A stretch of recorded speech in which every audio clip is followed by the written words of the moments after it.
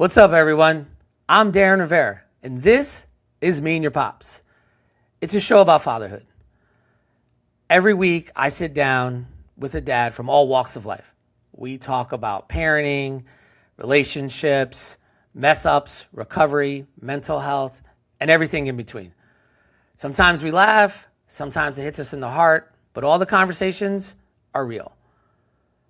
Being a father of two girls that are 20 years apart, and just throughout my life, I've met some amazing fathers, and I just wanted to give them an opportunity to tell their story, to relate to them, and just show different experiences that we go through. So I created the show, and I think you're going to enjoy getting to know these guys. They're great dads. Welcome to Me and Your Pops.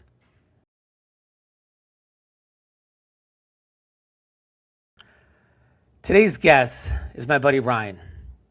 Ryan is actually one of the reasons I wanted to get this podcast off the ground because I believed in it. I met Ryan when I first got into recovery, and Ryan has just been through so many challenges that a lot of people will never experience in their life. He has 3 daughters, he's battled cancer and recovery, and he somehow still finds humor in life. Him and I sit down today and we talk. We don't talk about surviving. We talk about showing up as a husband, a father, and a man when life just keeps throwing punches at you. I think you're really going to enjoy getting to know Ryan as much as I've gotten to enjoy having Ryan in my life. Here's my conversation.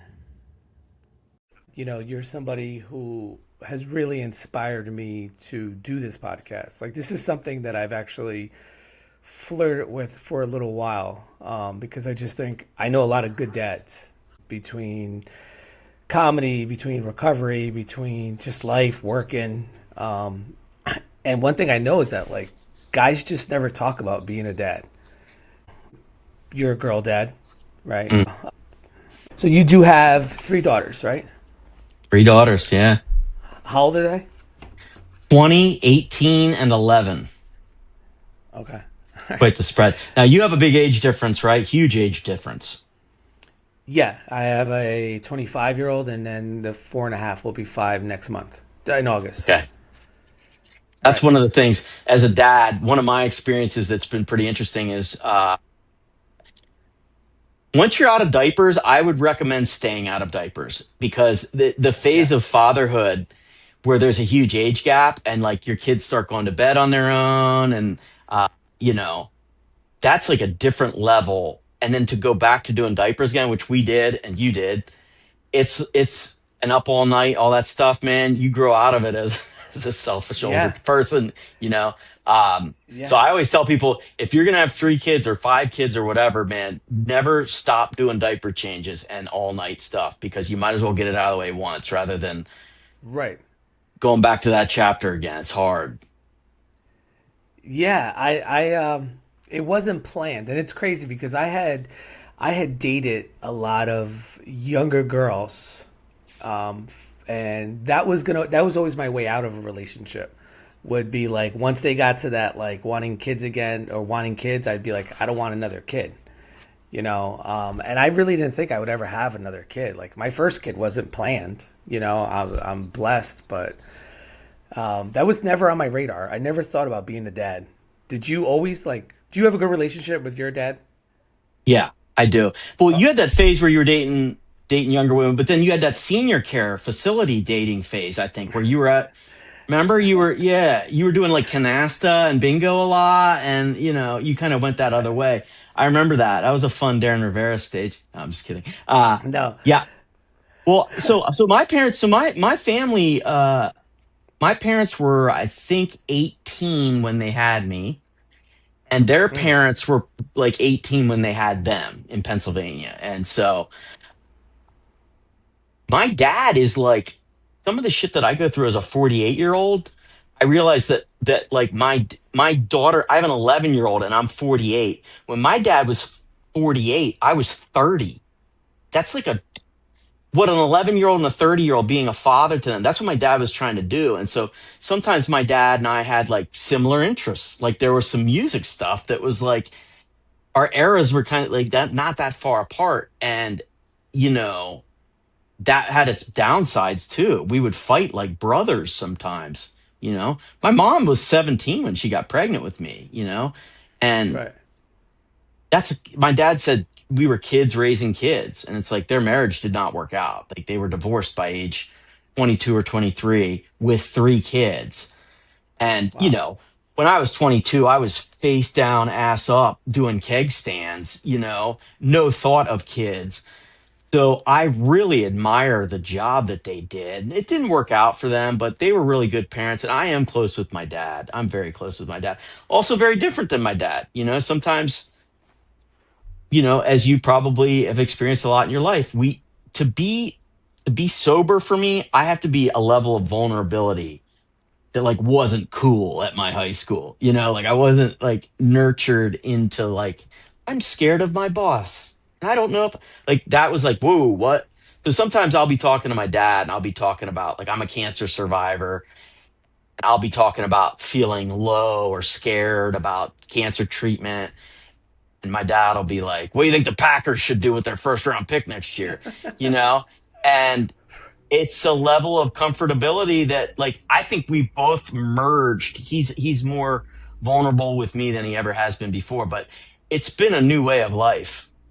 It's been a new way of fatherhood. I always decided I wanted to be a dad like that. I wanted to be a dad that was, you know, for people that are over age of 40, a lot of our dads were they got home from work and they're in the other room. They're watching their shows in the other room over Right. there.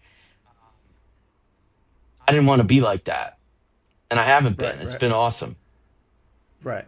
So did you plan, like, you planned on having your kids, right? You were like, this No, is what we're I doing. mean, I was still active addict. So I was up my own ass in a big way, getting drugs and alcohol every day. Um, yeah, my wife and I still laugh because I think we were in a Costco parking lot in Harrison, New York when we were living there. And I was, I guess like 28. And she handed me an envelope that had a positive pregnancy test in it. And she says the look on my face was like, it's not like from the videos. Oh my God. I was just Right. like horrified, you know?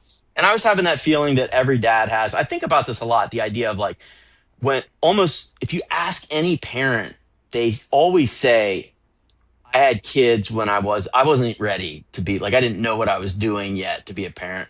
And I think that the older I get, the more I realize there's no age. There's no age. When you're 80 years old, you still don't, there's no book on how to manage a little person into a, like, and so much of parenting is effort, not outcome. Like you can't, there's people that come from terrible homes that end up being running the Red Cross. There's people that come from great homes that end up living at the Red Cross, you know, living at you Right. know, not having a house.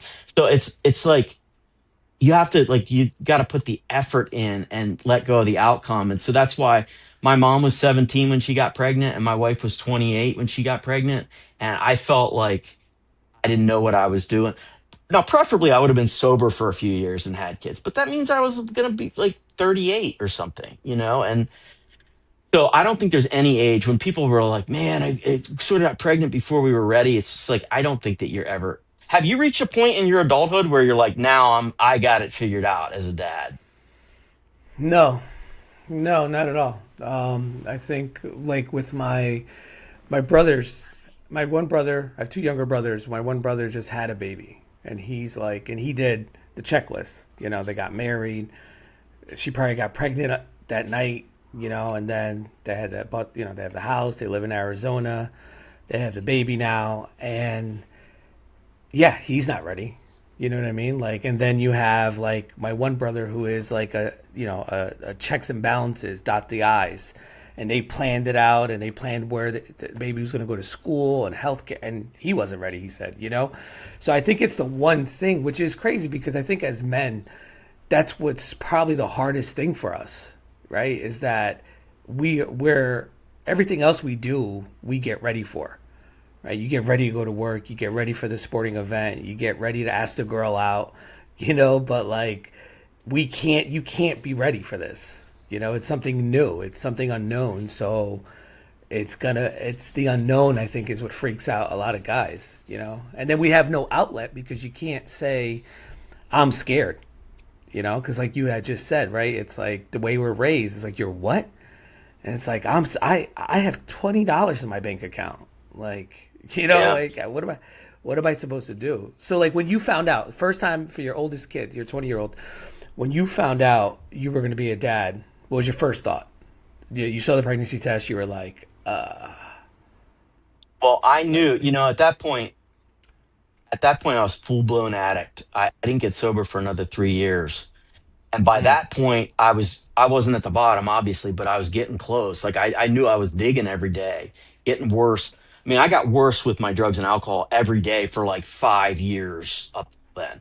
There was no like, maybe I'll just maybe I'll just stop now that I'm gonna be a dad. I knew I don't know how to do this. I fail every day and I'm gonna continue failing. And so it expedited that. And so I felt, forget whether you're ready or not, whether you know how to change diapers and put kids to sleep and everything. I just didn't think I was worthy. Like, I just didn't think no person should be brought up in a house where I'm behaving like this. And my wife doesn't even know. She doesn't know that I'm doctor shopping. I mean, I had some medical issues where I got started on painkillers as a very young person, heavy, like morphine pump. And I had the ends of my feet amputated from, it was called bacterial meningitis. I got sick in college, had the ends of my feet amputated. And so I was like on a morphine pump when I was 22. And I was already sort of a aspiring alcoholic to begin with. And so a couple more years of that, couple more terrible surgeries. I'm in a wheelchair. I'm out of work for 6 months, just popping painkillers and drinking, Ambien, anything I wanted, doctors gave to me. It was like having one of those easy buttons from Staples. It's like, I'm a drug addict. yeah, Oh, here they right, are. Um, so like the idea of introducing a kid, I had a level of despair about, this ain't right, man. This ain't right. Now, when my wife got pregnant with the third kid, that was pretty planned, but I didn't feel that because I was sober and I had my life in order. I wasn't doing things every day that jeopardized myself and others. So that part of like this is not cool, man. This ain't right. I felt that for several years. And honestly, if I didn't have kids, I would have probably kept going. Like it's funny how when you talk to alcoholics about their bottom, well, like when you watch movies about alcoholism, oftentimes there's like one thing that causes them to right, hit their bottom. It's like, oh my, like alcohol, they boil addiction down to like one traumatic thing, and then one moment where your wife leaves or you get fired. Now it's time to get sober. And the reality from most alcoholics I know is it's like 25 things. It's a pile that breaks you, it puts you at the bottom. And the propellant that being a father poured on, like the fact that I'm around a newborn and I'm like, you know, eating 60 Viking in a day, it sped up the process for me to go get sober. If I didn't have that tension, I might have kept going. I might be dead, you know? So in some ways, right, my kids saved me because when my oldest got to be 2 and 3 and is walking and saying stuff, you realize, oh, this kid's going to see me do something that there's no coming back from, you know? And I started to really feel that pressure. And so in 2008, when my oldest was 3 and my youngest was, I think, like 6 months, I went to rehab. So it was an important, it's funny. It like pushed me farther toward the bottom faster. And in that way, I'm grateful. I mean, I don't think it was the best 3 years for a human, but it got me where I right, ultimately landed. right. Was there any lie that you told yourself that wouldn't like part of your life that wouldn't change with having kids? Well, I did that whole thing of like, well, it's time to clean things up. And then it's just, that lasts till like noon the next day. Right, I right. mean, I lied to myself every day. I mean, every night. I got a BlackBerry toward the end of my addiction, like old school, like when you type, it's like, little Yeah, typewriter, yeah, crunchy. And I would email myself my ESPN. I work for ESPN. I would email myself at my ESPN account 2 a.m. and I'm throwing up. I'm nodding off. I'm I'm typing to myself, "Don't do this again. Don't. You got to take a day off." I'm emailing these desperate messages, but I Wow. said a lot of shit when I was high that I couldn't follow through on when I was straight, you know? So I get that email at 8 a.m. and be like, yeah, man, I feel like shit. And then by 9, I'm like, delete. Whoop, we're going to get rid of that. And by 11, Spam. I'm at an, yeah, it's a block. Block this asshole. Block yourself. Go block yourself, buddy.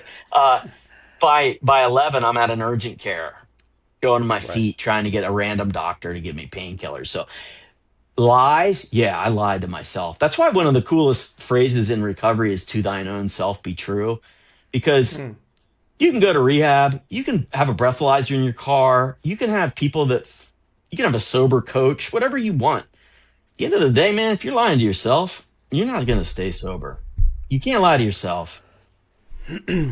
Right. No, I mean, I'm a person. I mean, I have 3 DUIs. I had the breathalyzer.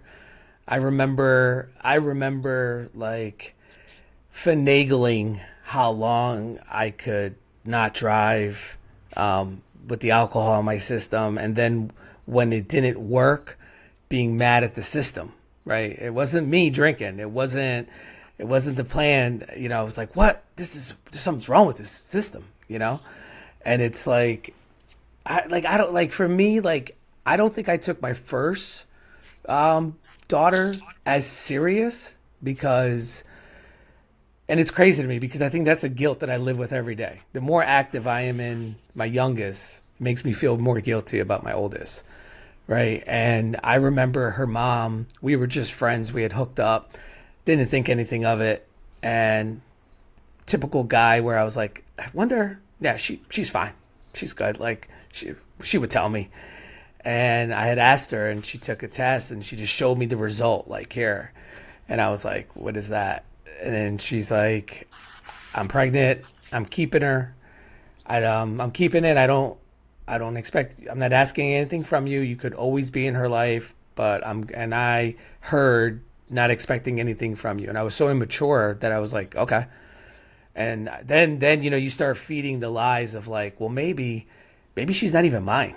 Maybe she's trying to get me, right? And then taking her to court for a pregnancy test, coming to find out that like she lost her virginity to me. So I couldn't imagine like what was in her head in court being like, this guy. What I mean? Like, and I mean, there's not a time. I'm very close with my daughter's mother now because we've become like this one big blended family, which is great. But there's not a time that I don't apologize to her whenever we're hanging out. And she's like, you're fine. You're fine. And I'm like, no, I'm not. Like, the fact that you stuck around and allowed that because I wasn't, it didn't hit me, So when I talk to my buddies whose lives changed with kids, I was like, I used to use my kid as a sympathy piece for chicks. I'm a single dad, got my kid here, my phone. Like, oh, you spend time with your kid? I mean, here and there, but I really wasn't. My my fast forward to my youngest, it was complete opposite. As soon as my wife got pregnant, which we had just met, I instantly like was like, all right, we're doing this. She wasn't even sure.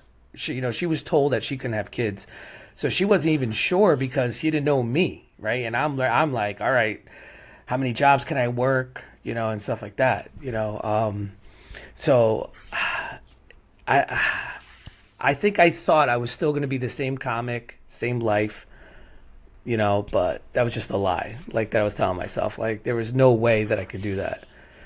You know. Did I you just, Google anything? Did you like when you found out you were having your kid? Did you Google anything like ridiculous?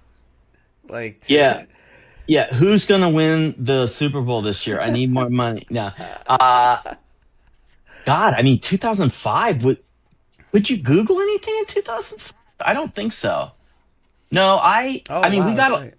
we got a lot of books. I didn't crack a single one of them. I definitely asked my parents. I mean, I was running like a drug trafficking operation. So that was that's my main concern. I mean, I was trying to get about 50 painkillers a day, even during the opioid crisis with a prescription. It was hard to get that level of pills and then to like live a life where people didn't know anything. I was working a full-time job. And an addict friend of mine is like, I had a full-time job and then I had my actual job, which is the drug Yeah. operation. Um, so, you know, one thing to go back to something you said a minute ago is something that I think a lot of parents wrestle with. Even if you're not an addict, you're just like, I wish when my kids were younger, I had done X, Y, and Z.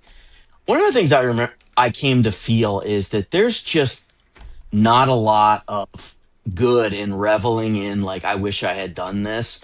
Because I think that the present moment, it doesn't wipe away the past, but it sands down the edges on it. And it also is an investment in your future relationship with your kids.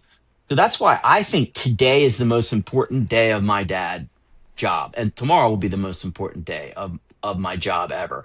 And that goes with like all like I had a moment a couple years ago where I a shitty thing happened at work and I was like spiraling about it.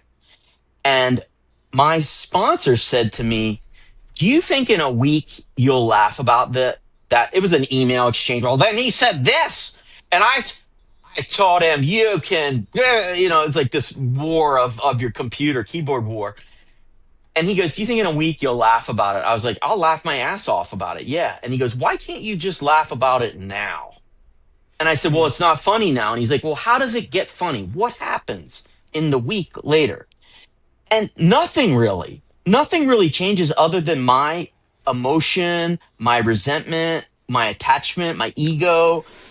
If you can do that almost instantly in the moment or close to the moment, you get rid of a lot of suffering in life. And so what I found was by knowing that 7 days from now I'd be laughing about it, it helped me in the moment to be like, this is going to be funny someday. Let's get closer to that day than I am right now. And it dragged me toward positivity, optimism, finding the humor in it, accepting my own role. Almost every fight I ever get into, even like ones where it's clearly justified that a fight broke out, I played some part in it, even if it's just escalating. So I Mm. remember that a specific email battle. I just walked over to the guy's desk and we talked about it and it saved 13 angry emails between us. And I was like, wow, I didn't, I just changed my future. It's not like literally time travel, but I just changed my future. So whenever I'm really do something with my kids, like I took my 20-year-old the other day. She's my oldest. So she's the one that first 3 years of her life, which are important years. I wasn't really I wasn't really a dad. I was a guy that lived at the house. I took her with me the other day to feed the people at a shelter in the area here, 105 people, and she helped me feed them. And that doesn't wipe away that like at age 2 I was driving when I shouldn't have been driving with her in the car, and now she's sort of aware of that. It doesn't wipe it away, but it does something for us right now. And I also think, as someone who has had cancer and is dealing with some current medical issues again that are significant, whatever, like when you think about what your legacy will be with your kids, she's going to remember that. She's going to remember that when she's 40 and she's trying to think like, what could I do to help out the community and give back? And she'll remember being with her dad at that shelter feeding 100 people. So I really think that when people are like, I get, you get hung up, you get in that loop of like, I should have done this, I should have done that. It's like the next thing I try to say is, what should I do now? Like, yeah, I did that, but like, what should I do now? And that, man, that solves a lot of issues. Yeah. Yeah. No, absolutely. I mean, Like the dad that you are, I'm, I know what kind of guy you are now. I didn't know you when you were active. You're cleaning up your mess from 20 years ago every day right now without even yeah. knowing it. Yeah. That's beautiful. It is. It is. You know, like somebody I was with a comedian on Friday that I really enjoyed performing with. He was the first comic that got me into the casino, and we haven't been together in a while. So we're in the parking lot talking after the show, and he's like, "Hey, how's sobriety going?" And I said, if I could be honest, I feel like it's just starting. 3 years, 7 months, but I feel like it's just starting because now I'm willing to work on my character defects. Now I'm willing to let go of some resentment. I wasn't before. Before I was, hey, I'm done drinking, you know?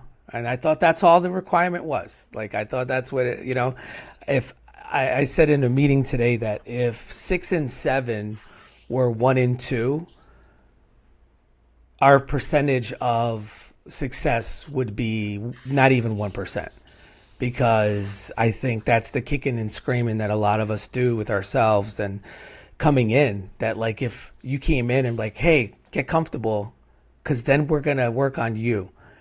I'm good, I'm good. Yeah. Like, which is great because you had, you're leading me into, obviously, I would say the elephant in the room, right? But, you said you're a cancer survivor, right? And you're dealing with stuff. Now you've beaten cancer twice or 3 times. I'm starting my second trip down Cancer Lane Second, yeah. in July. Yeah, so I beat cancer. I should have died at least like 100 times in my life, probably closer to 500 when you count all the. I mean, you can't mix alcohol, 40 opioids, and then a bunch of Ambien. Like you can't, like you're not supposed to do that. 8 out of 10 dentists say don't do that. There was a study. Right. So the number of times I like kind of overdosed, threw up in my own mouth in the middle of the night, drove when I've heard Right. rumble strips. I've heard rumble strips a lot in my driving career, and not in a good way. But the bacterial meningitis thing, I was in a coma for a week. My chances at various points were like 75-25 that I die versus live. Um, and then I got some infections and shit in my feet whenever I had bones sticking out of my feet. My feet were destroyed, so I had sepsis, MRSA, all sorts of stuff where I could have conceivably died. And then the cancer thing was, man, dark. Stage 4, liver and rectal. Don't Google the chances. It's not good. But yeah, I survived that. And then I got stage 4 cancer. I just found out lungs and maybe liver. I'm not sure. So I start chemo again on July 7th. So yeah, it's definitely informed my whole life, but fatherhood, especially where you're just like, I definitely have a thought of like, I don't really want to show up at my kids' play this time around. Next time I'm busy right now at work, or I got meetings I want to go to. I want to get back into fitness. I'll go to her next show, her shows that she does in the spring. There's definitely a part of me that's like, I don't know. None of us really know. Oh yeah, I'll Right. I'll be here 2 years from. You might not be here 20 minutes from now. A tree could fucking fall on your head, bro. So I don't do that anymore. I realize like my legacy is like June 27th. That's Mm. I think that's what today is. So I try to really that's what, like, being close to the, like, being in a coma and all that stuff, you really realize like this thing's fragile, man. Everybody says Mm. that verbally. I don't think logically in their soul they really think about that. They'll still like, I'm really tired. Should I drive tonight? Yeah, I'm sure it'll be fine. Like it's not, you don't really believe that it's coming for you. But I've had the Grim Reaper. I really feel like the Grim Reaper's been trying each window of my house. And he's up on the Right. chimney now. Because you're so honest about this and you've been so open about it. And a lot of people know your situation, or when you tell them that, like, what's the dumbest thing someone has said to after hearing your diagnosis? Um, all of it. Well, first of all, a lot of people tell me just random medical shit that I should do. Like I should drink this juice. I should uh, sleep on magnets was one. Just, I'm like, yeah, I don't know. I don't know that that's been. Has Harvard tried that? Like, is there any studies? I don't know about the magnets. So a lot of like like remedies and things like that. Um, I don't think of as. I think people are really well intentioned. And one thing I will tell you about my medical issues, if you told me if you had my medical issues, I don't know what to fucking say to you either. Like, there's nothing you could Right. say. There's, um, I care about you. Anything you need, you let me know. please get better. We need you. Like that's the perfect thing to say, I think. But a lot of people are like, you got this, man. You got it. And that I understand, but it ain't the same as I'm trying to run a 5K. I'm trying to walk a 5K. You got this, Right. man. We say it so cavalierly about like very trivial things that it's like Yeah. that's tough. I have people that I'm not very religious, but I have people that get uber religious on me, and it comes from a Hmm. good place. Um, but everybody who says like that people have asked me, "Do you mind if I pray for you?" And I say, "No, that's beautiful." Other people are like, "I prayed for you. You should be good to go." I always get what and that one, it's just like, okay, this is not DoorDash. You can't DoorDash this shit, man. That one is that Put one an I've extra had. tip in. Yeah, yeah, yeah. Oh, yeah. I did 33% tip on this one. He always he always gets back to me. Like I've had a few people, and it's mildly insulting to be honest, because it's like when you called that favor in 6 months ago, if you really believe in that, it's like, so Mm. that one is a little bit bumpy, but I don't think I've ever actually gotten mad because I don't know what to say. The most honest thing is, wow, that sucks, dude. And that's about all you can say. That's all I'd say to you. I don't even know. I've been through it multiple times. I think in every situation I've been in with you, I think I said it to you on Thursday. Like I have a thing with that, like where it somebody from the rooms had passed abruptly, and I think last year, and I went to the funeral, and I barely knew him, right? And I'm watching the turnout, right? And I'm watching your stereotypical casket family, everyone's in line, right? And as a comedian, as how I deal with stuff, I'm just observing everybody, right? And I'm like, nobody can just say sorry for your loss and keep it moving. Everyone has like a self entitlement that they have to say something, whether it's a memory, whether it's disbelief, right? And it's like you're completely forgetting the people that are really like that are going through it so much harder than you could ever be going through it. It's their spouse, it's their children, it's whomever, right? And you wanna, this guy wanted to talk about. Well, you're just talking about coming over and getting together. Mm, It's like, just keep it moving. And yeah. anytime I'm talk to you, I think I said it to you on Thursday, where I'm like, I said, "How are you doing?" And the way you said it, I was like, "I got nothing." Like you're smiling. And that's You okay. you're It's smiling, and you're worried about the turnout, and I'm like, and I've said this about you, and I'm not. There's no smoke up your ass or anything like that, but like light I things up always my use, ass. Go ahead. well, it's Especially tons of smoke. room. That's Yeah, going to yeah, lead yeah. to my next question. um, I always say to people, like, especially in recovery, I'm like, do you know Ryan? Do you know his story? And they're like, yeah, man, it's tough, right? And I'm like, yeah, he still goes to a meeting. Why didn't you Yeah, go? Why yeah, didn't you go? Because you're tired. You know what I mean? Like, or yeah. if I'm having a moment where I'm like, I'm got, I'm like, this dude is going. Even in our home group, there's a guy came after a heart surgery, couldn't get back to a meeting fast enough, and I'm looking at people going, I'm the type of person where if I have a good meeting, I go, I'm good. Like recovery is the only thing that I've ever done in moderation. Everything else is 0 to 60. Recovery. I had a good talk with Ryan. Talked to my sponsor. I don't even think I need a meeting for 2 days. I'm good. But had that been anything else, I could have been face down on a gutter somewhere and been like, oh, I'm never going to drink again. And then someone calls me like, we're going out. I'm like, all right, I'll take it easy, but I still had to go. The question I was going to I ask have a was, funny. go ahead. Let me say one thing. I have a funny job today. There's a 4:30 meeting where the church paved their parking lot, and we got last minute notice. We got to go to a different church, and so my job today, the last 2 weeks, we've been at a different place. Last week, it was somebody else stood in front of the church and told people that were trying to pull in, "Hey, we had to relocate. We're up the street." I have to do that today, and last week everybody who pulled up and said, "Where's the meeting?" This guy told them, and they just went home. And I would do the same thing. Oh, I tried. I tried. Meanwhile, can you imagine you're going to the liquor store or you're going to the pharmacy for your drugs or alcohol when you're active, and they're like, "Hey, this Walgreens closed. You got to go over to that one." I would have army crawled across hornets' Hmm. nests to get there. But Yeah. this meeting, I'm like, well, I tried. The golf tournament's on. I got to get home.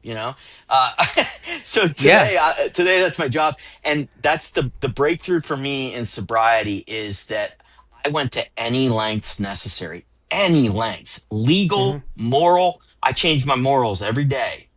Any laws? Well, I won't blow a .10, because that's only Percocet Hmm. that I ate. Everything I bent, any means necessary, any lengths. Yeah. And step one is that you're powerless over this disease and your life becomes unmanageable. I agree. But the part of step one that I knew that when I was like 25. Like I knew like Hmm. 7 years before, like boy, if I drink one, I'm drinking 50. The part that changed Right. is like, I will go to any lengths. I will go to any lengths. If you have cancer, get to a meeting.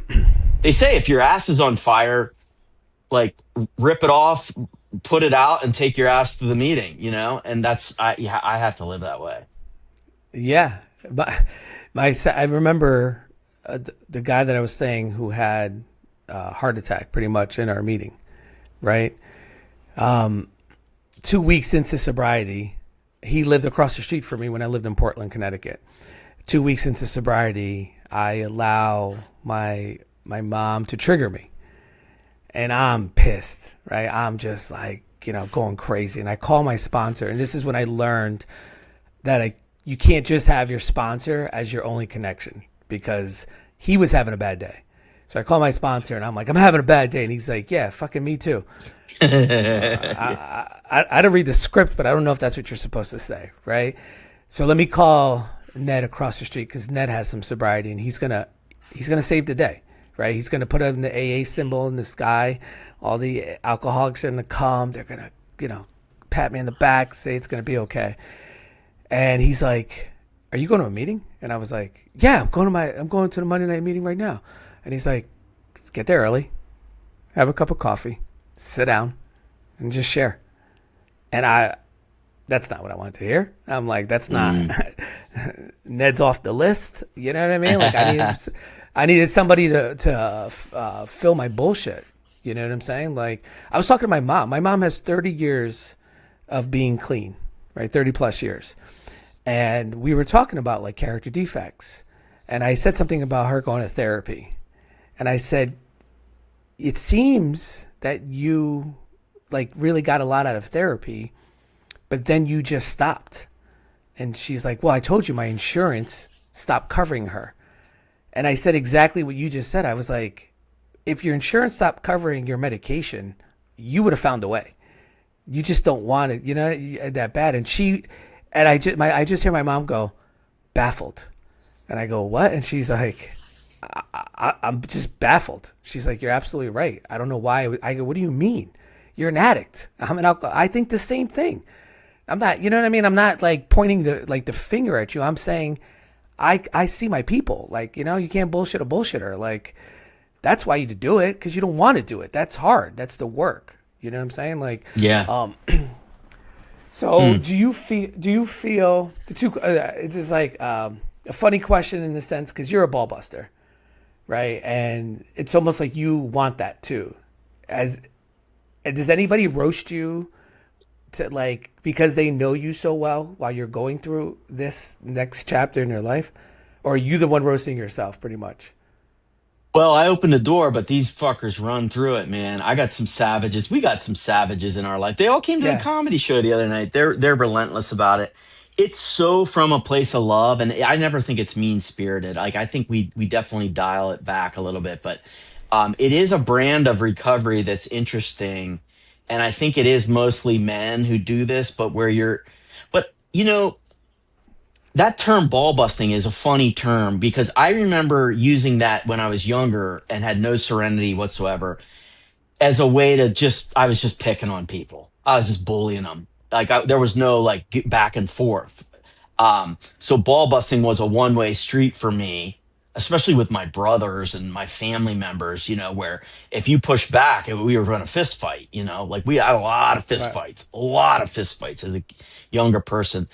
And, ball busting, that phrase has expanded in a positive way in my life where I don't know that you would directly call it ball busting, but some of these guys that'll make fun of me for bombing on stage or whatever, or having no toes, or having cancer again, those guys will also tell me when I say, I'm mad at my wife about this, they'll go, "You're up your own ass, stop it." And I don't know if I'd call that ball busting, but I call that good friends. I thought I'd Yeah. call that good friendship. And so it's funny that those two things coexist. I think they feed off of each other of like, I have thick skin with you and I want you to use it. Right. Right. It's Right. good for me. So, do you feel like has this diagnosis changed your sobriety, or has your sobriety changed how like you're handling the diagnosis? I only beat cancer, I think. I mean, this was stage 4, liver and rectal. I had a surgery where I was out for 8 hours and I was in the hospital for like 10 days and I thought I was going to die. And I was in so much pain and agony and scared that like I wanted to live. But if you told me I was going to die, I would have been like, well, at least it won't feel like this anymore. So I wasn't suicidal at all, but I just was like, oh my God, I can't live like this. It was bleak in that hospital. Um, and the only thing that drags me through is what the program provides, which is the staple parts of the program of finding gratitude, hope, forgiveness, patience, trusting something bigger than yourself. That's the best medications I got. They gave me lots of like literal stuff through an IV, but like it boosts my spirit, and humor is a big part of that. I mean, I do. I think that if I didn't laugh, I'd cry. I'm a sad clown. Uh, but I do think that I didn't get sober to be miserable. I didn't get sober to be plagued by a disease, a literal disease, or like a disease of I didn't get promoted at work. I get bummed out. I'm an ass wipe. I'm a 12-year-old boy in a lot of ways, but I refuse. We're gonna laugh about my cancer. If I get hit by a bus tomorrow, it's gonna be a funny story. It might take 5 days, okay? we might let me get out of the hospital first, but I just refuse. Been given a reprieve, and if you're an addict, you've been given hundreds of reprieves. I heard an addict, a famous addict, recently talking about how he got out of the opioid game like in like 2015, and it was before fentanyl was sort of out there. And his theory is if I was still doing what I was doing, if I was doing exactly the same thing just now, one of those times would be laced with fentanyl, I'd be dead. And I was like, same here, same here. Same. And I still Same. almost died. Yeah. There was years of my life where if I had been at a party and somebody would be like, put this under your tongue, I'd be like, I wouldn't even ask what it was. Okay. Well, Yeah. is it gonna be fun? Probably. Okay. So like I don't ever forget about that. I don't ever let myself forget about that. And so it drags me through like even in dark times you can find some light if you look hard enough. Um so I don't know if I could God, to not laugh is to die. Like I just don't know how I would not laugh about my cancer so much. The fact that it's ass cancer that spread to my lungs. I'm like, I knew I've had problems with shit stains my whole life. Right. My mom was like, Right. "This, what happened in the laundry, dude?" And now I'm gonna die from it. Maybe it's like it's comical. So that Right. Right. now listen, I don't. I've been in cancer wards where there's people that you meet and they're suffering, and guess what? They don't want a 3-minute hunk of comedy on casinos. They don't want that. So I respect that, but for me, it's part of the medication. It's crazy because like trying to take this, as serious as I can, right? Writing out questions. and having some kind of format. Like I had like 6 questions that were gonna come up, and you just answered all of them. Like, what tools have you used for recovery? Is your sense of humor your armor or medicine? And it's just for me like this is I think what people need to hear. That a dad with cancer is still dadding. You know, still living. You know, and being honest about it. That's one thing you and I have talked about. With comedy and stuff. Like, you have a way of talking about your life that I think people need to hear. Even if it's like a book, some journaling, some memoirs. Because I lost my stepfather to cancer. For me, my relationship with you, it touches home because it was like the first time he had got cancer. He beat it, but he beat it so quickly that I don't think any of us had an opportunity to realize he had cancer, right? Then he got it again, and it was like he beat it again. And now I'm like, how do I tell my kid that it's not cool to get cancer because she's seeing her grandfather like just doing life like perfectly fine, buying her stuff. And then when he got it the third time, it just was like, whew, just like you hear from people. Like it was like one minute he was all right, and then it was just, yeah, and it was so difficult because we took it for granted that he's fine.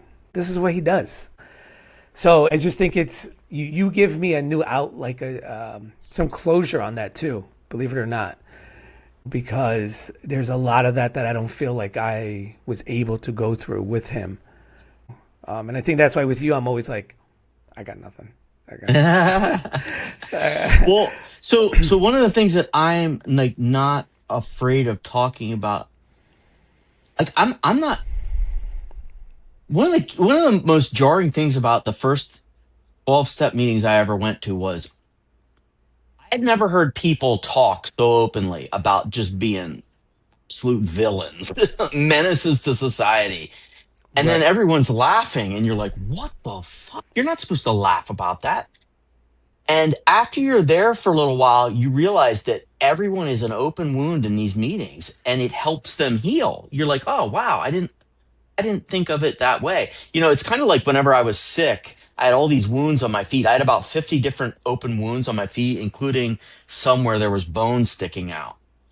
And they told me twice a day to take the bandages off and then rip rip gauze off of each one of those 50 wounds, pour saline solution on each 50 new pieces of gauze and put them on all of those spots. Wrap them up, let them dry, and then do it again. And it was called the debridement process. And I said, why do I have to do it this way? This is so painful. It's terrible. It's the worst thing. And they said, for the good stuff to survive, you have to air it out and rip the bad stuff off. That's how the good stuff will stick. The bad stuff gets torn off, but it hurts. And I think about that in recovery a lot. Is like you got to go in. The best recovery I know, you air out that bad stuff, man. And hearing vulnerable men, especially men, because I stick with men. I don't sponsor any women. It just to, you know, I hang out with a lot of men in recovery, including you, and a lot of us weren't in environments, even if we had loving parents. The wrestling team, people didn't sit around and be like, I don't know if I want to email about that. Like that was, what you'd get called. So that's a new way of life, and it's a better Yeah. way of life. It helped me with my sobriety, but it helps me. There's a lot of sober dads that I'm friends with who are younger than me, and I see myself in them. They're struggling, sleep's all messed up, and I see them being vulnerable about being a dad in a way that I don't think a lot of 30-year-old dads that aren't in recovery are vulnerable. I think they silently suffer and don't express their I mean, like one of the things that I had to address with my sponsor was I just didn't want to do a bunch of the shit with young kids. I didn't want to read books for an hour and a half every night. I want to watch the fucking Monday Night Football's on, bro. Okay? Get this kid out of here. Total self-centeredness. And Mm-hmm. the only way it got better was when I aired it out. And my sponsor was like, that's pretty self-centered, dude. That's pretty self-centered. And we worked out some solutions and airing it out and having awareness, because once you can point your finger at it, you at least know where it's at, right? And so that got me through. But I never wanted to say that. Who wants to say that out loud? Yeah, I'm a shitty dad. And it doesn't bother me that much. You know, like that was a hard thing to say, but the accountability with vulnerable men, forget sobriety. Just like if you're not a sober person and you're listening to this, there's still an opportunity. Grab another dad and be like, hey, what do you struggle with? There's something about that camaraderie it'll propel you. You'll get better from it.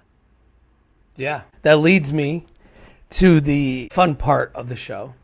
All right. Because I am going to ask you some more questions before I wrap up. But this is the don't be a hero part of it. And I'm going to hit you with rapid questions. First thing that comes to your mind. This is not here to impress anybody. I've always wanted to, like tap like a little David Oh Letterman top no. 10 Yeah, thing. yeah, yeah. Okay. Yeah. Yeah, There's let's nothing go. on here, but it's just, I always wanted to do that. Yes. Yes. All right. So, family road trip or a kid's birthday party?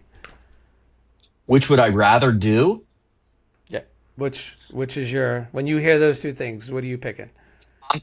I'd say these days it's about even, but I have a terrible history with road trips. Just in a car, it just feels like a UFC fight with people that you love but also don't like.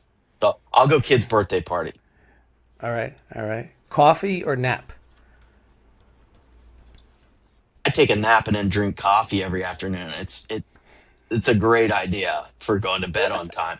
I love a nap, and the funny thing about chemo is that like it messes up your sleep so much that your life you have to get good at napping or else you're just a mess. So nap, if I could just take a nap, like I always think I'd do pretty good in prison, just take naps, man. I think you just take naps.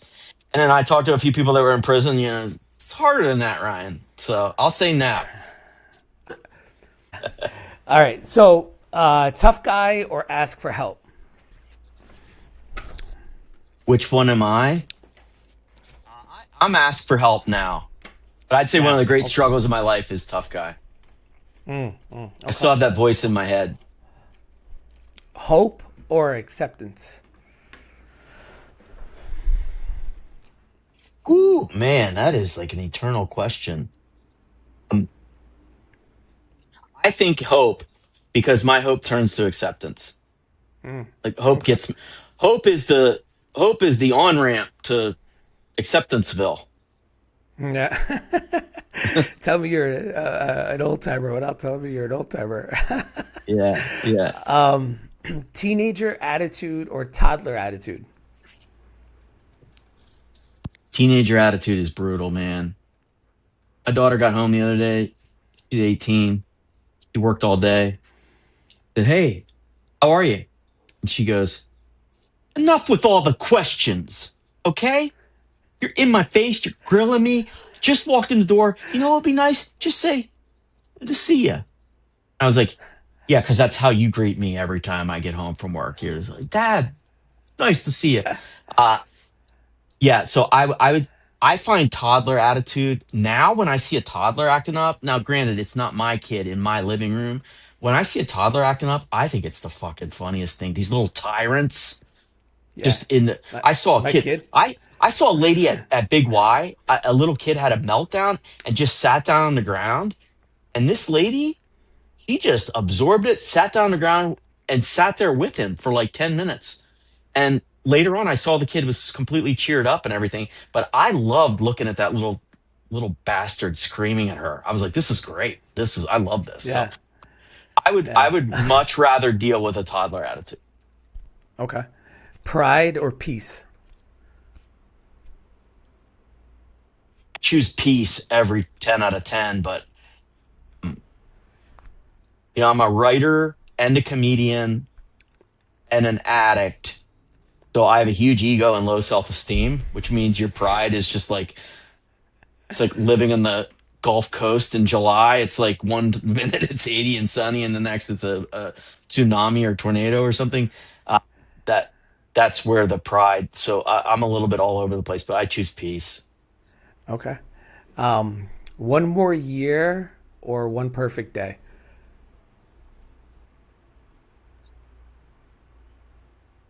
It's a tough one for me to answer right now. I would almost always say I don't care about like living from 82 to 83. I'll give that up in a heartbeat for one perfect day. But I have an 11-year-old and I have stage 4 cancer for the second time. So I haven't had enough of a life with her yet to sign off. Like I have to get to a place where we had a life together before I feel comfortable. Like I want to be there for all my kids as they go through the next phases of their life. But the idea of a kid that just got done with elementary school, not having her dad, like it just keeps me up. It keeps me energized, you know. So I'm gonna say one more year.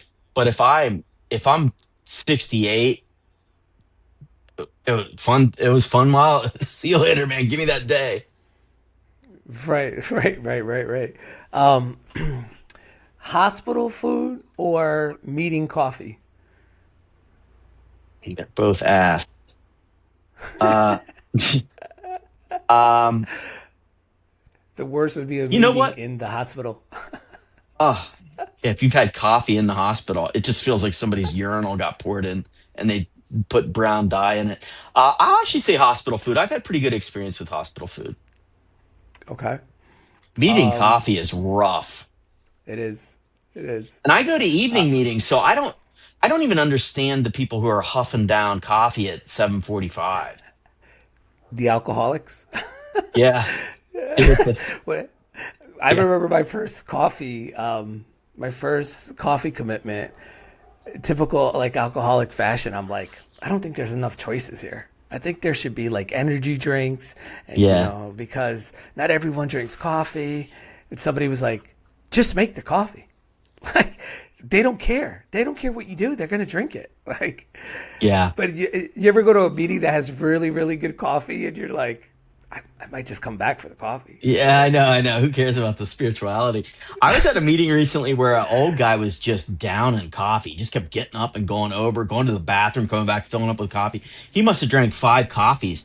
And I think it was my sponsor was there, and I said to him, dude, that guy's smoking down coffee, and it's like 8 o'clock at night.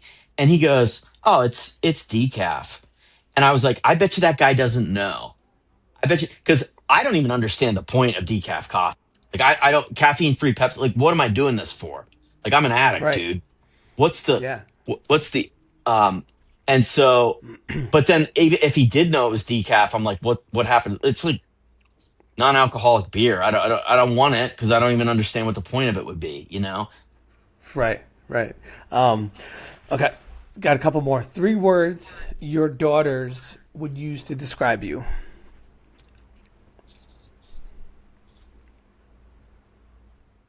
Loving, immature,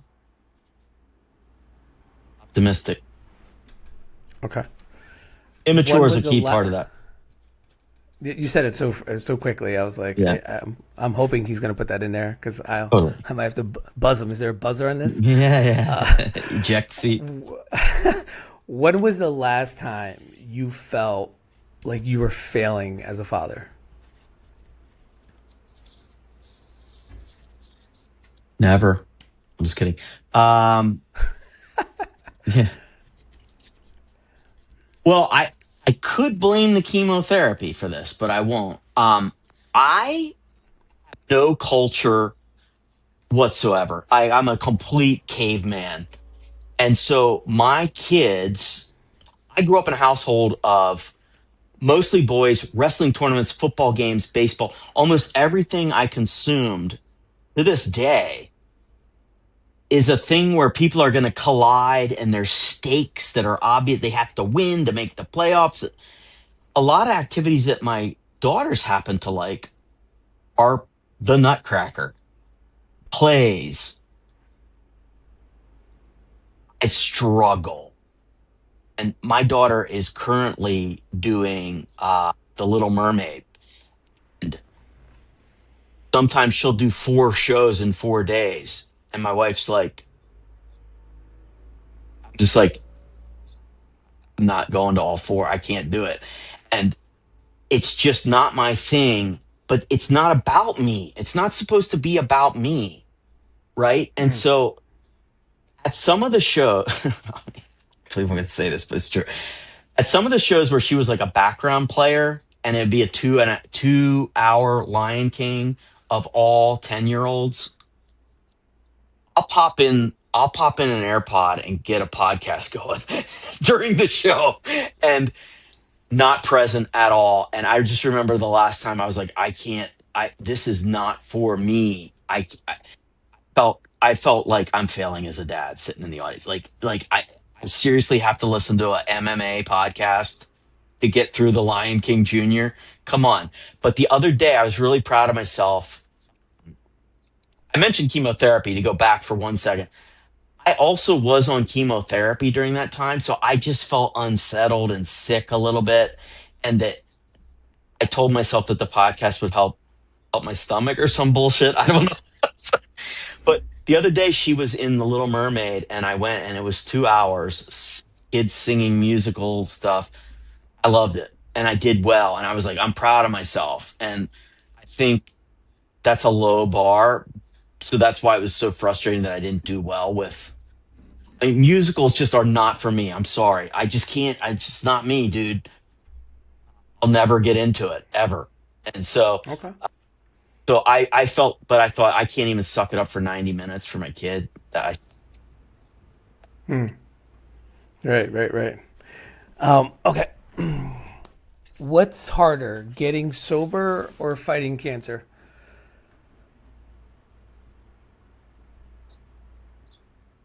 Not even close. Getting sober.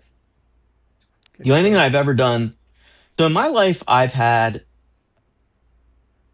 bacterial meningitis. Not no, had to relearn how to walk.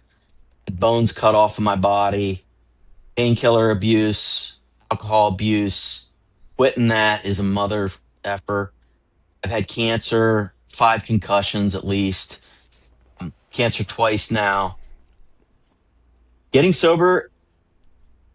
It's actually a pretty simple process. When I say simple, simple doesn't mean easy. You get help.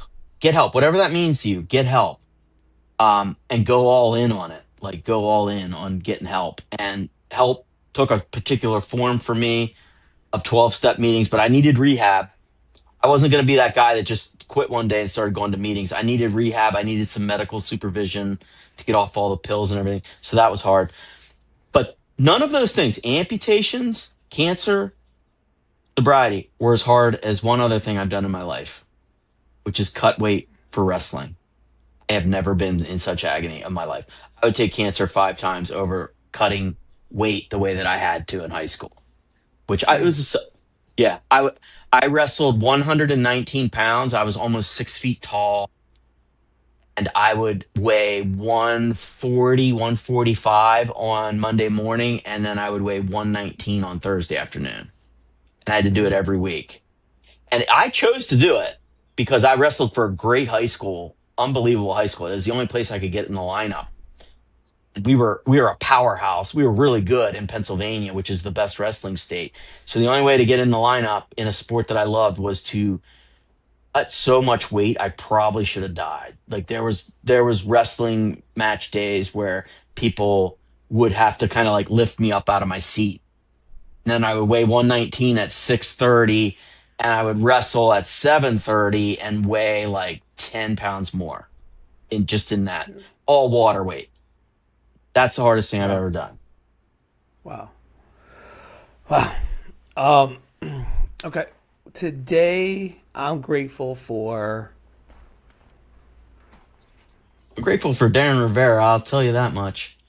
And No plug. Little shameless yeah, plug. yeah, yeah, yeah.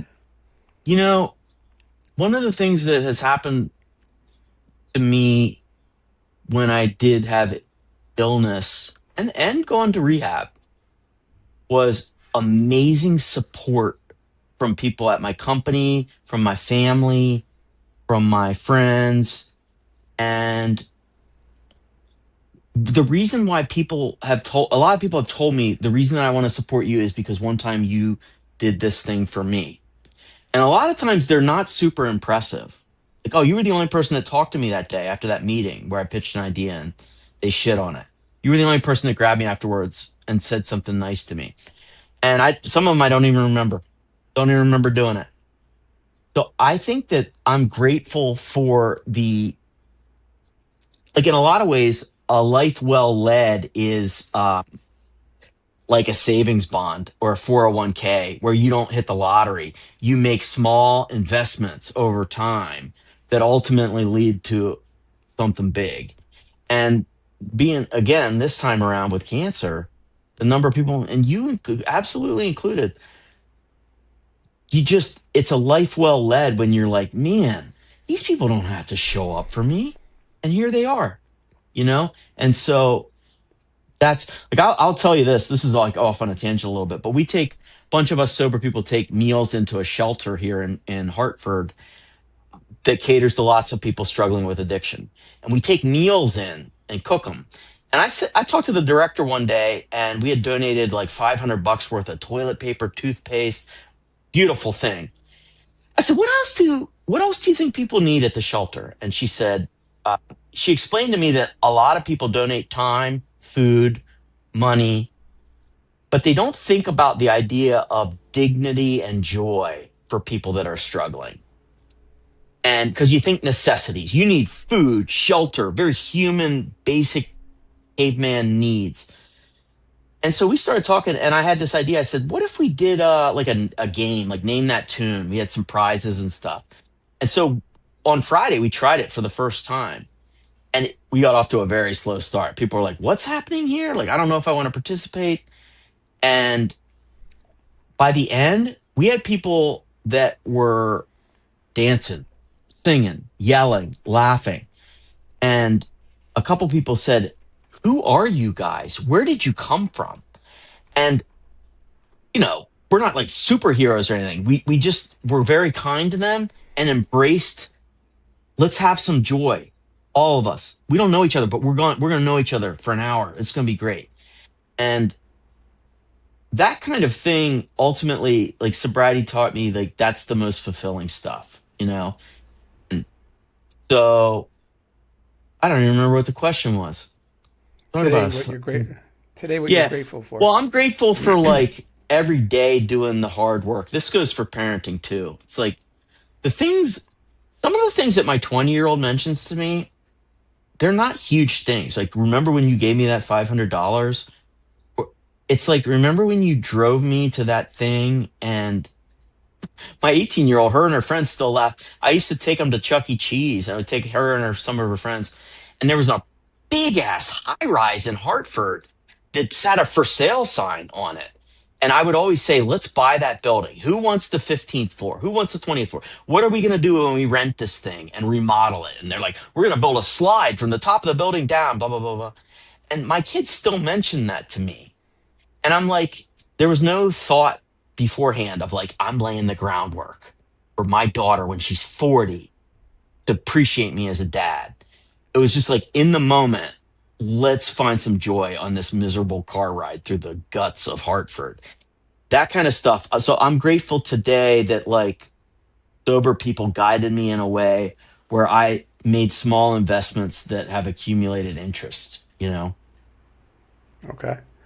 I was gonna maybe that's your story because I was gonna ask you 20 years from now, your daughters are sitting around telling stories about you. What's the story that you hope that they're laughing about? And Well, I talk about this on stage a little bit, but one time I got a piece of mail years ago. One of the things that I'm good at with kids that I think other people fail at is they don't treat them like a little person. They're sort of like a foot soldier in my army. Like, you're going to do this and you're going to do that. And you got to remember, kids are, kids have wants, needs, fears. They're the same as you. They're just little. And so I am able to talk to kids in a very human way where I can be the boss but not bossy, if that makes any sense. And so one of the things that happened is we got a piece of mail that was addressed not to Ryan Hawkinsmith, it was addressed to Richard Hawkinsmith. And my daughters were like 5, 6, 7, something like that, really little. And they were like, Richard, who's Richard? Are you Richard? And so they started calling me Richard. And a few people said to me, hey, isn't that a little bit disrespectful? I thought about it and I understand where they're coming from. But the idea of like a kid like that being disrespectful also means that I think I'm up here and you're down here and you can't pick at me a little bit because I certainly bark at you a lot. I call my kids whatever the fuck I want. So if you have a funny nickname for me, like I'm gonna roll with it. And they freaking loved calling me Richard. They stopped calling me dad for like years. It was like Rich. They'll be like, I think mom's gonna be here at 6, and Richard said he'd be here around 6:15, and people are like, who the fuck is Richard?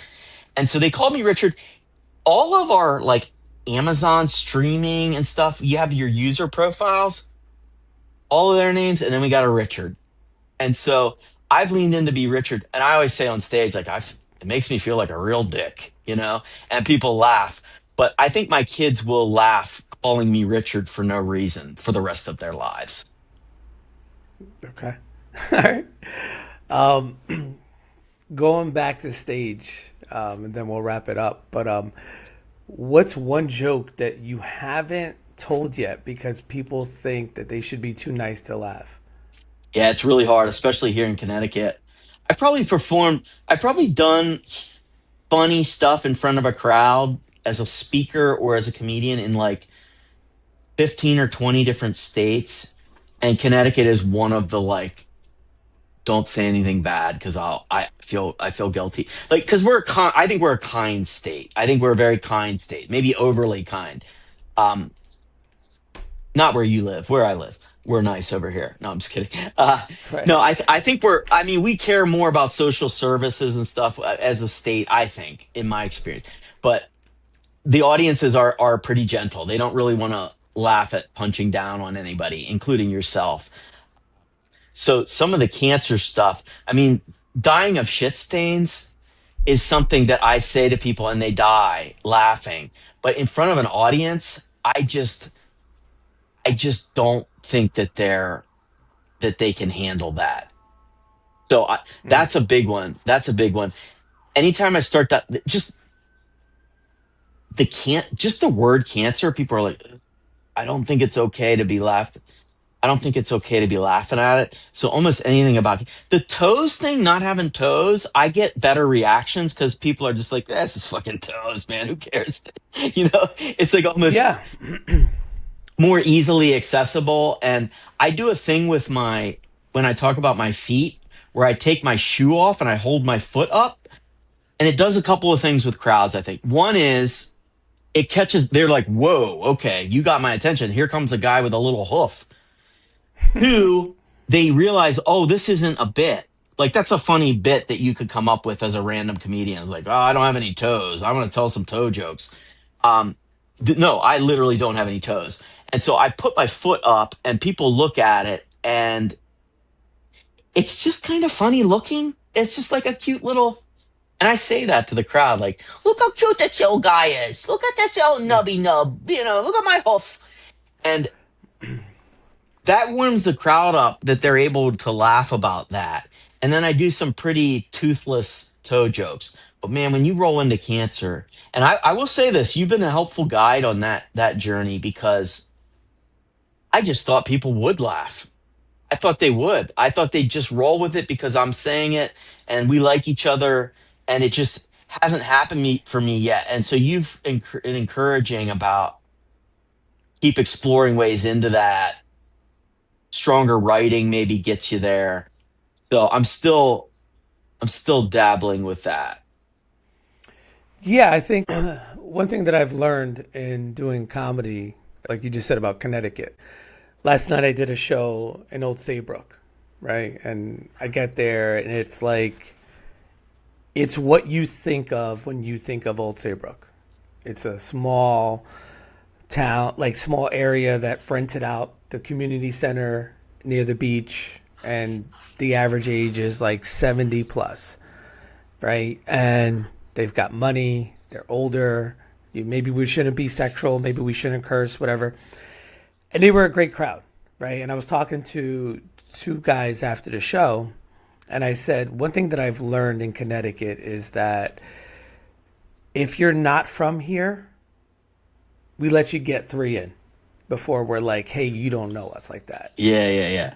Even though it could be dead on, right? But if you are from here, you could do an hour about a spot, and people just, yeah, that's us, right? So like having that same mentality with comedy, like, and with a subject like cancer that is so sensitive, right? Because now you're touching on a lot of people that have either dealt with it, lost somebody to it, are extremely afraid of it, uninformed about it. Like there's a lot of different things, right?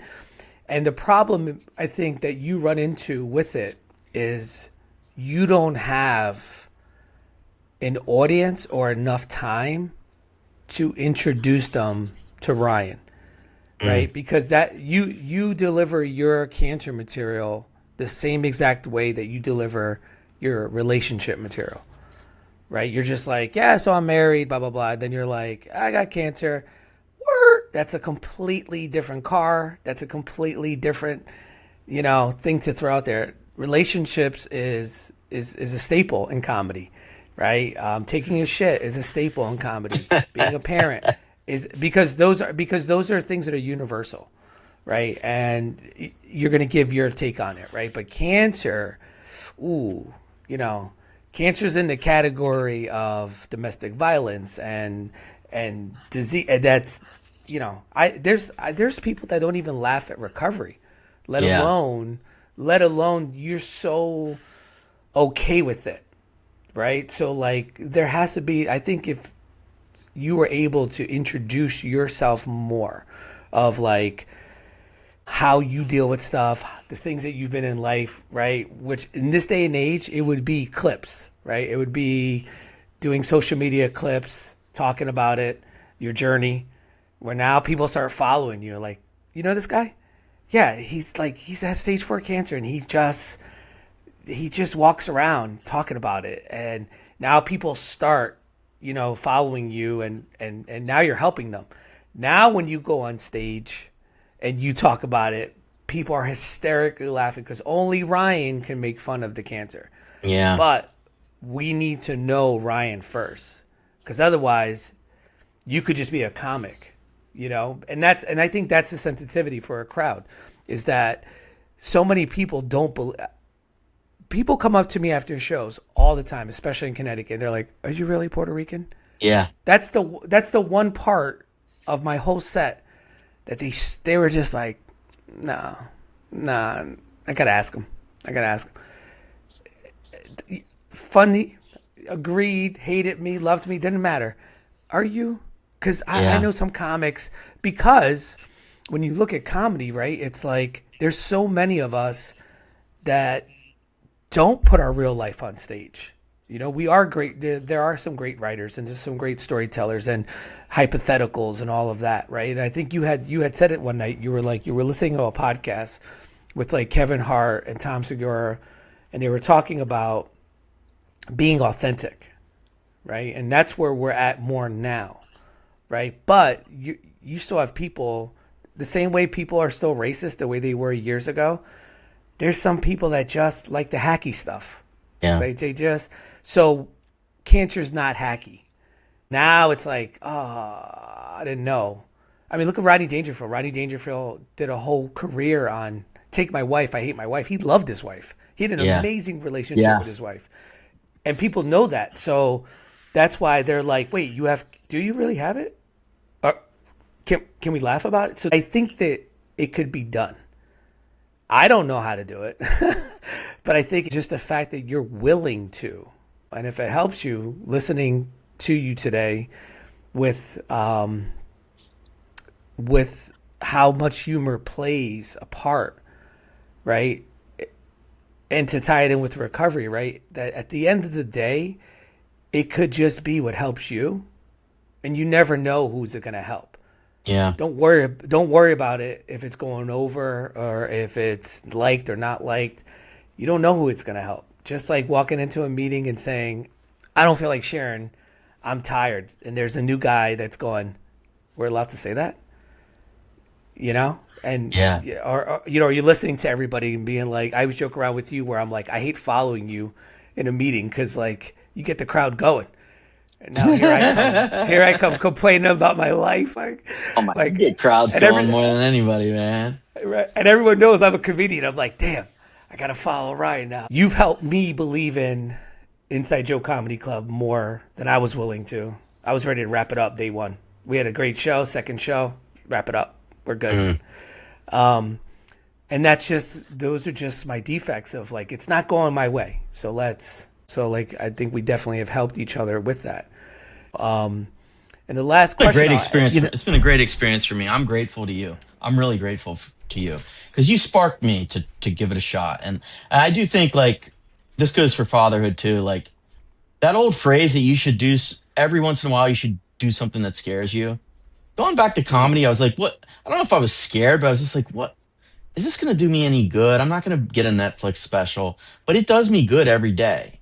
mm, Like you powering through the like initial like trepidation about like, oh, this isn't, there's not 100 people here yet. Like that's going to serve you well as a person. well, it's like one thing I realized for myself, like on Friday, was that the more work that I'm doing in recovery, the less I want to play my part in comedy.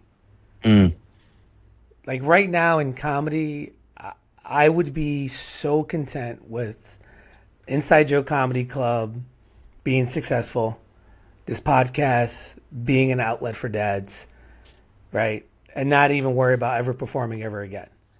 But being a father and having to step up, I'm like, I got to turn this into something else, right? But because I'm just so more like, I don't need the validation of the crowd anymore. Like, so you've beaten addiction, you've beaten cancer. Now you're staring down at stage 4 again, right? You've gotten on stage again, right? You tell jokes in front of your peers. You tell jokes that your wife probably doesn't want you to tell. You do all these things, right? But where does hope come from when the odds don't look good? mm.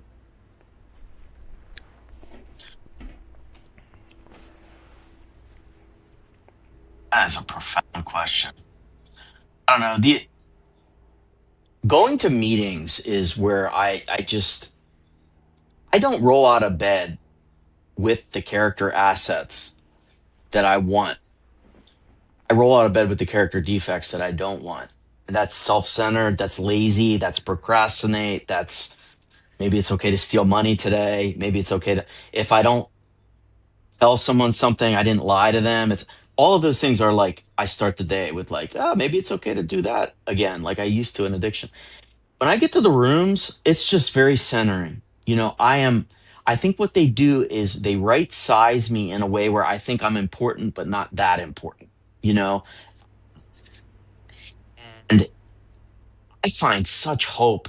There's some people, there's some people that you meet that you see them when they have 3 days sober and then you see them when they have 3 years sober. And you're like, I can't even be the same person. That stuff hits me so hard. It also is very hopeful in recovery when you meet somebody. Listen, I'm not proud of it, but I've met people I've been like, there's no way that guy makes it. Or that guy's, or she's got it figured out. I always get that wrong. You never know. You never know. No one knows. I don't care how long you've been sober, where the hope is going to just spark. And so I have given up trying. I sponsored, I put my hand up to be a sponsor. I went to 2 meetings in one day once, and I had a guy at each meeting grab me and say, will you sponsor me? One guy had a big book of that was just highlighted, worn out pages. The guy could quote. I was like, this guy knows more than I do. And then I had a young guy who's like maybe 21 years old who asked me to sponsor him. And I could tell he just wanted his girlfriend back. She broke up with him and said, "You have an alcohol problem. You need help." And I thought, I'm sponsoring these two guys. The young guy, like I'll like never see this guy. Maybe I see him for 5 days and then he disappears. Older guy, this guy can teach me a lot about sobriety. The older guy who had knowledge beyond belief, I think I went to detox center at least 5 times over the next couple of years. The young guy's still sober to this day. In fact, he got sober and his girlfriend took him back a year later after he had a year sober. And he came to me and said, "I don't think it's working. I want to sit down and talk to her. What are some ways to have a productive adult conversation about whether your romantic relationship is working?" And so we workshopped a little bit and he went and they had like this amazing conversation where after an hour, they both decided we should break up, but I still love you and I care about you. I wish you nothing but the best. And I was like, I would have bet the house on that guy. Just not getting sober because he's too young and just wants his girlfriend back. His intentions aren't to actually get sober. Or B, he gets sober, but then he quits because he got his girlfriend back. And that neither one happened. So I don't know my ass from a hole in the ground. So that's why I go to these meetings and you just like never know where the hope is gonna like I was thinking about this the other day at my daughter's elementary graduation. They gave out these things that you pull and they shoot confetti and they make it was a scary loud noise for inside of an elementary school. And they randomly assigned people when to blast them off. So you didn't know where it was coming from. That's kind of how meetings are, man. I never know where the hope is just going to catch fire. But it will. Like it's happened to me for 17 years now. And so I find it in meetings and then I take it with me as much as I can and it helps me see it other places too. So I would say like my hope, the door opens from sober people. That's amazing, man. Well, right. I mean, I can't thank you enough. There's two dads that really inspired me to do this, and you're one of them. And the other one, you talk about like hope and life and how things happen, right? There was this, I work with him at the restaurant, and he's probably, I think, 61, 62. He had 14 kids. Oldest was like 46, 47. Youngest was 3. You're when you describe an unk from Hartford, that's this dude, right? But his aura, right? His energy, his realness, is just unmatched, right? And I remember thinking about this podcast, and I remember thinking, man, if I have Ryan on this podcast and I have Ahmed on this podcast, this might be the new bread and butter of podcasts, right? I got to get everything set up. I have to get everything set up. And this was about 2.5 weeks ago. And he missed work for 2 days. And that's not like him. He never misses work, right? And he's active. He was active in all of his kids' lives, right? His grandson worked with us at the restaurant. And when he mixed Wednesday, he said his stomach wasn't feeling good. When he called in Thursday, just the only way an old black guy can call in, "Hey, man, I'm not coming in because I'm shitting everywhere." You're fine. You don't have to come in. You could have just led with that one. Nah, D, because I just this goddamn medicine they gave me, man. I said, "We're good, chef. Don't worry about it." And he came in on Friday, right? And he comes in on Friday, and he was himself, and he was always this energy of like laughing, dancing kind of guy. He was doing the dishes, and he was like, just whatever. Saturday morning, I get a call from my daughter, my oldest, who works at the restaurant with me. It's 8 o'clock in the morning, and she's like, "Dad," she's hysterically crying. She's like, "Chef Ahmed died," right? And I was like, "What? Like, what do you?" Not like he had a heart attack and he died. It's just he died. And the devastation that it's been for the last 2 weeks, right? With like we closed the restaurant for 2 days. My daughter and my chef and I went to his grandson's graduation last Monday. I just like that, not an addict, not an alcoholic, nothing like that. You just never know the importance, right, of hearing somebody. That this is what this podcast is really about. Is like you have all this stuff going on. You could easily just say, "I'm good," I'm good. I have every right to, and you don't. You show up. You're there for other people. You are there for your family, your wife, your girls, the guys in recovery. I remember the last time you were battling it, right? When you were fighting it, your last episode, all these people sent you food and gift certificates and everything, and you took me out, right? Because we went out, we talked, and you knew I was financially struggling, and just out of the kindness of the heart, you're taking, like, the relief that people are giving you, you're taking me out and saying, "Come on, meet me at Target," and that, to go back to what you had said in the very beginning, that was so hard for me because talk about humbling you, right? Like, I've been the broke friend my whole entire life. Now I got a new friend that doesn't know that side of me, and he's got to still get what you want. Don't worry about it. Put it in a bag. But I got over it easy because it was you and the way you handle it. It wasn't you were just like, "Yeah, man, listen, I'm good. I think this is a great thing, but I'm good. If I could help you out." Coming home and I'm like, "We got the good tater tots." Like anybody else would have taken me to like Walmart, right? Right? It's like, we're going to Target in West Hartford, right? But it's just who you are, man, and that's to me what this is all about. I really appreciate you being on here. I appreciate you teaching me so much in sobriety, reaching out to me when I first got sober. I think one of the funniest things you said to me was, "Hey, man, yeah, I heard you're a comedian." And I'm like, "Yeah." And you're like, "Which Darren is this?" Yeah.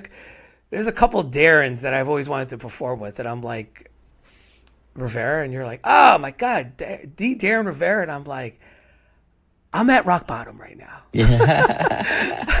I don't want to talk about anything else, but how do I get out of this?" And you were just you welcomed me in, and I feel like I've known you for a really long time, and I really Well, appreciate you. there's like a pretty heartbreaking Facebook page for Connecticut comedians where I had never been on a show with you, but I'd been on shows with a lot of other people who had been, and I don't remember how your name would come up, but it would. And so I knew the echoes of Darren Rivera before I knew Darren Rivera. And I think the reason that you are discussed in such a positive way is because I do think that you treat people with kindness, and I do think that you deserve kindness when it's thrown your way too.